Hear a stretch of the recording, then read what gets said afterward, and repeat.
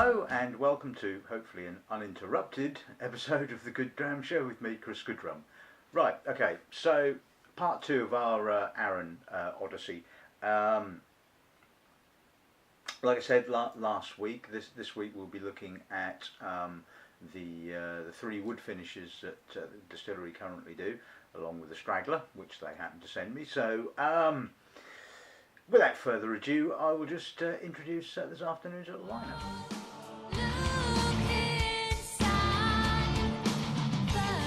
Right, okay, so this afternoon, basically, I wanted to taste of the three wood finishes, and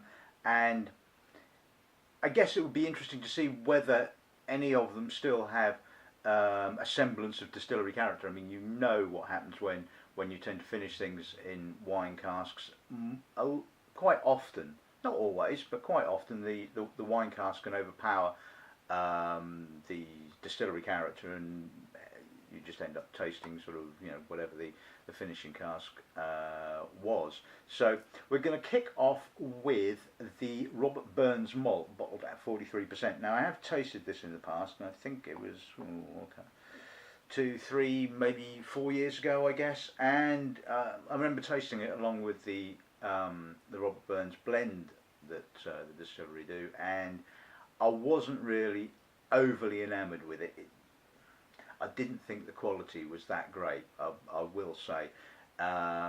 It just felt like it was a reserve team. It was kind of like, I don't want to say a dumping ground for crap casks, because I don't think it wasn't quite like that, but it certainly had the feel of a second division bottling. It was sort of casks that weren't good enough to be bottled as Arran malt, and they were being used for the Robert Burns Malt and the Robert Burns blend. Now, I mean, I could well be being a little bit harsh on that, but at the time of the tasting, that was how I felt. So it would be good to retaste it again and see, like everything, you know, you get batches and things change over the course of time. You know, batches change, etc. You know, so we'll see how that one turns out. So that's kind of like our benchmark, I suppose, for want of a better word.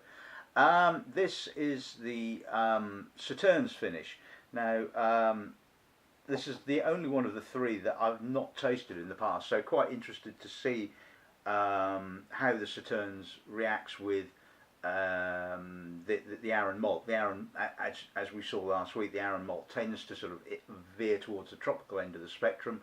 Although, as we saw last week, you know, lots and lots of barley and sweetness, and maybe not quite so much of the tropical fruit. So, generally speaking, Sauternes finishes add a sort of sweetness, a honeyedness.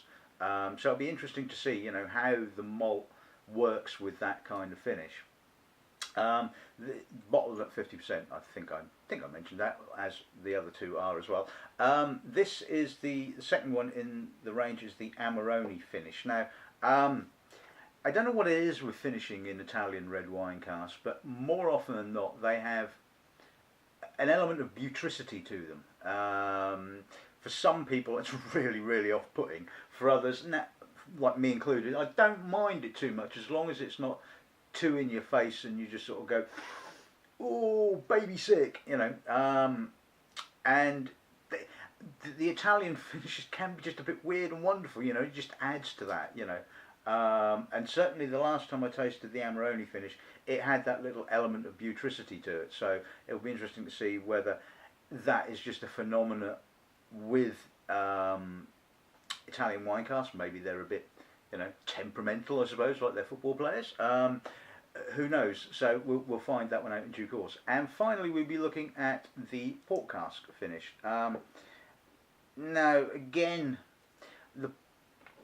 I think you have to be really, really careful with port. Port is one of those finishes that does seem to be a very blanketing kind of finish, and I, again, never been the biggest fan of the Arran Portwood finish, so we shall see whether this is going to change my opinion or not. So looking forward to this. I think this is going to be a really, really interesting tasting, and I hope you'll enjoy it. So let's crack on and taste the Robert Burns Malt.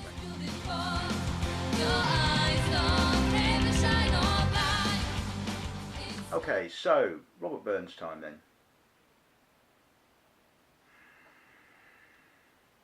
Now I will say this is a lot better than the last time I tasted it, or nosed it, I should say. There is a hardness, a little hardness. It's kind of wrapped up in the barley. It's a bit of a sort of a hard barley kind of character. It's not as tropical, but there is some nice barleyed moments. Some good fruit, some apricot, a little bit of honey. Quite dusty, little coastal note. Yeah, I mean, I think that's very much improved. I'm still not totally and utterly convinced by it. It has to be said. I still don't think it's a sort of a patch on the Arran 10-year-old. But then, of course, this is a no age statement, so you have to take that into consideration. But even so, it's pleasant. I mean, it's not. It's you know, it's not horrible by any stretch of the imagination. So a bit of green fruit coming through now. A little bit of not quite gooseberry, but along that sort of lines. A little bit of grassiness, maybe. Some nice barley moments. I will give it that. About.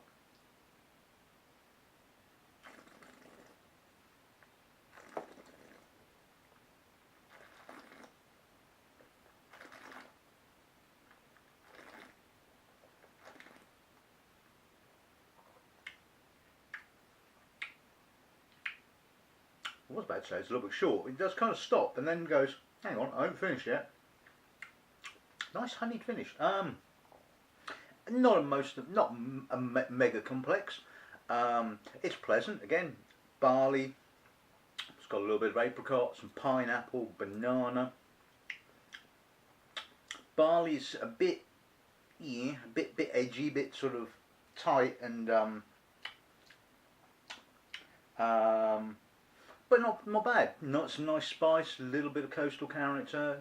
Not as much as I was expecting, but a little bit there. Nice aftertaste, a little bit of chocolate, and yeah. I mean, I don't know what that retails for, but I mean, you know, Arran 10 is what 30ish, 30 and a bit, I guess. Probably more like 34 now, I think probably. So I'm guessing this is a sub 20 20.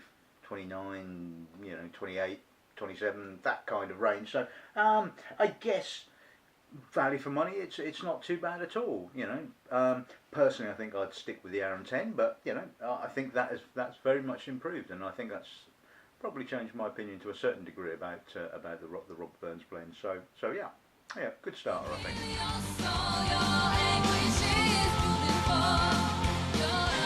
Okay, so let's get into this tasting properly then, I guess, as this is what you, excuse me, Robert Burns coming back at me.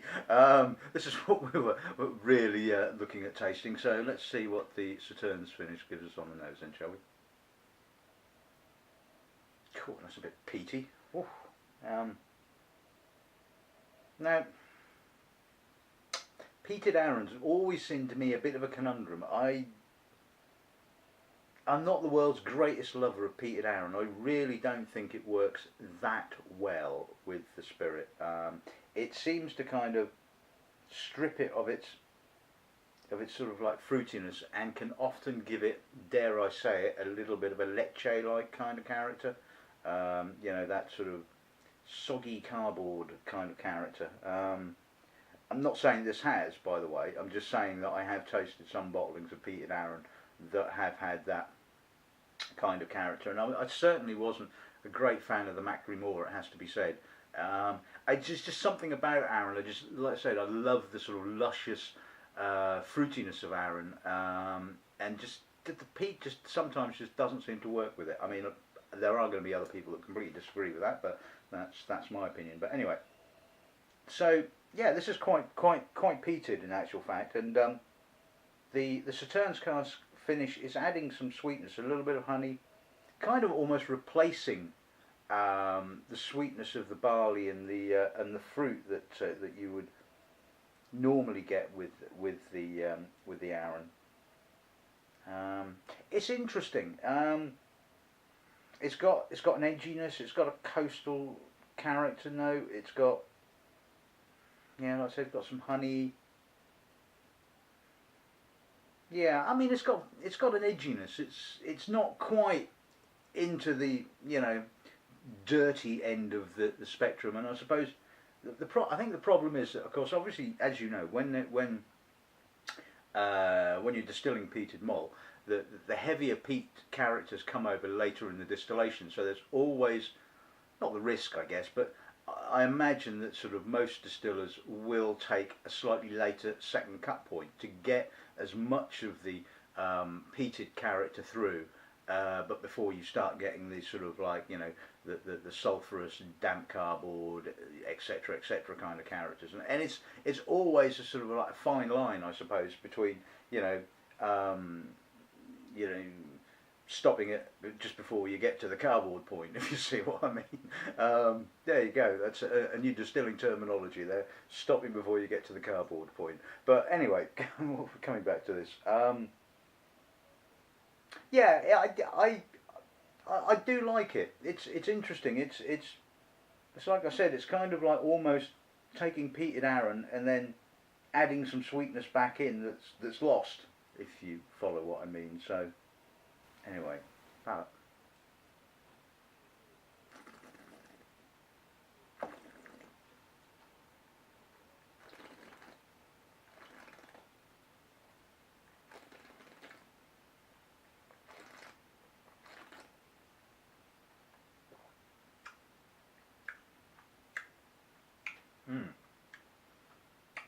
Yeah, I think the palate is pretty much the same as the nose, to be honest with you. It's got that sort of earthy, chocolatey, damp earth, damp peat kind of character, with the Sauternes just adding a little bit of honey, a little bit of sweetness. It's very much in the background, but it's just there, which I think is just what you want from a wood finish.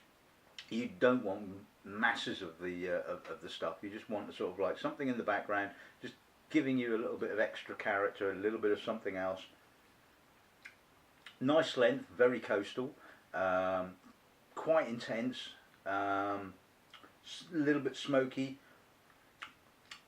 So yeah, I think that kind of works in a kind of peculiar kind of way, to be honest with you. It's kind of, like I said, it's taking quite peated Arran and adding back in some sweetness, which is what's lost in the first place when they're peating. So it's, you could argue, don't peat it in the first place, but I suppose that sort of like misses the point to a certain extent, because there are obviously a lot of people out there that enjoy the peated malt, so it's difficult not to do them. But yeah, that's not too shabby, I don't think.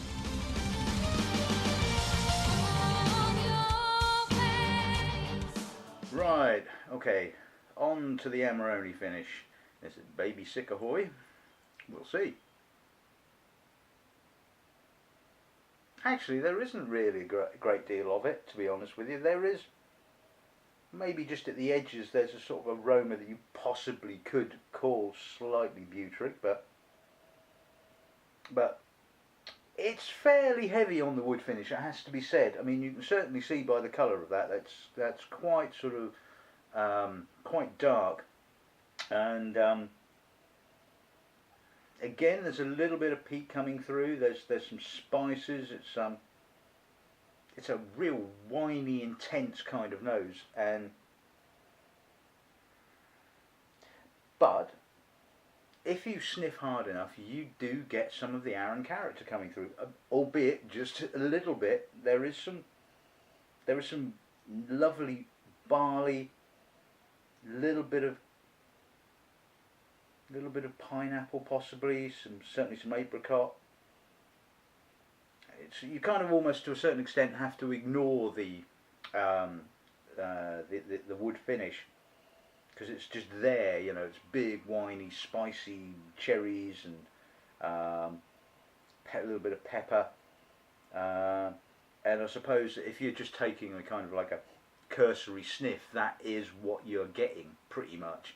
But if you kind of persevere with it, and sort of you can get beneath that layer, and it certainly has some distillery notes, some lovely barley, a little bit of coastalness. So, and I've always kind of liked this, even with the slight butyric note, which kind of just seems to just, like I said, kind of go hand in hand with Italian red wine finishes. But this doesn't seem to have too much of it.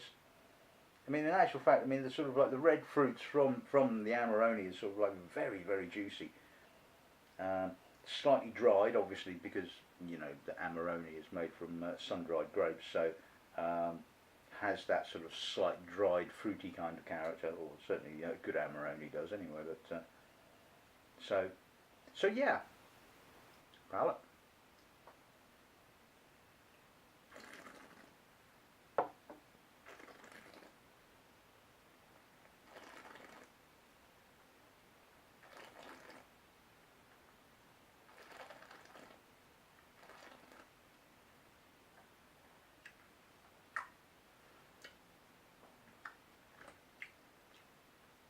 That's got some complexity, albeit again the bulk of it coming from the cask. Some lovely red cherry, red currant, slight sort of not syrupiness, but that sort of syrup coated fruit. Then as you get towards the middle, the sort of like slight tannin comes in, very sweet tannin in actual fact, a little bit of licorice, and finally, right on the end, although it's quite spicy and quite peppery, you do get an element of the Arran character coming through.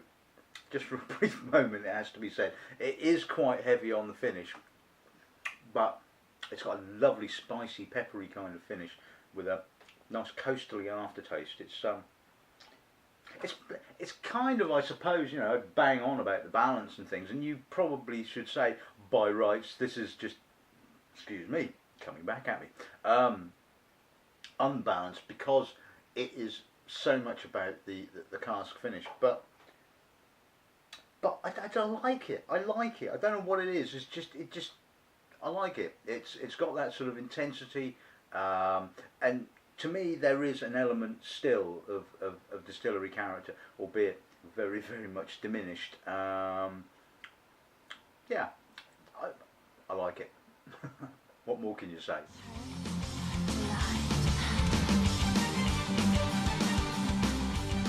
And finally, we're on to the Portwood finish. Let's see what the nose gives us on this end, shall we? Again, I'm getting quite a bit of peat again. We're not talking sort of like Lefroy levels of peat here. We're talking, I would guess, 8, 10, 12 parts per million possibly. So it's kind of subtle peat, but the wine finish is big. It's dense. It's very, very porty, and it's quite clean in actual fact. I mean, I certainly one of the criticisms I had of the port finish when I last tasted it was that it wasn't dirty. It just had that sort of issue, I guess. But I'm not getting any distillery character whatsoever at all. It's a little bit spirity. It's a little bit earthy, a little bit peaty, winey, red fruits, straw. Maybe it's just that I'm not a great fan of Portwood finishes. I don't know. Don't know what it is. It's just no. It's clunky. It's heavy. It's where the sort of Amarone was kind of, yeah, a lot of it, a lot of spicy fruits and stuff like that. The port just seems to be dampening things, I guess, is probably the way I would put it. Oh.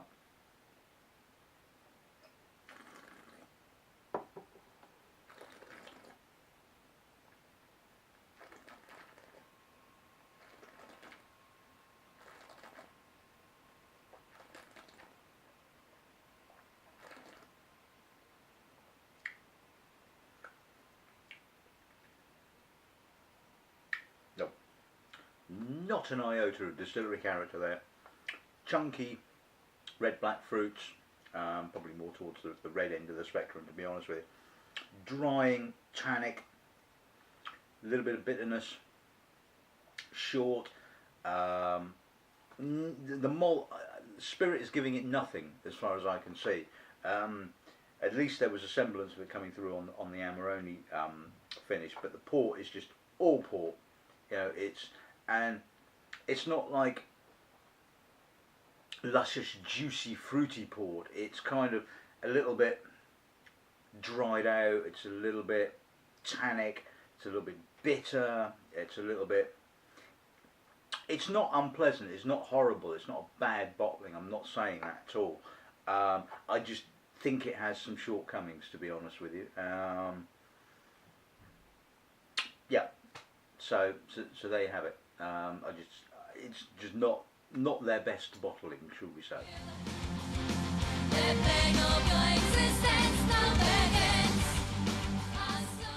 Right. Okay. So let's sum this little tasting up. You probably feel that I've been a bit sort of unduly hard on Arran, and it's probably because I love the distillery and I love the malt so much, and I kind of remember having a chat with I forget who it was now, but I met it's one of the guys from Bruichladdich, Murray McDavid, quite a while ago, and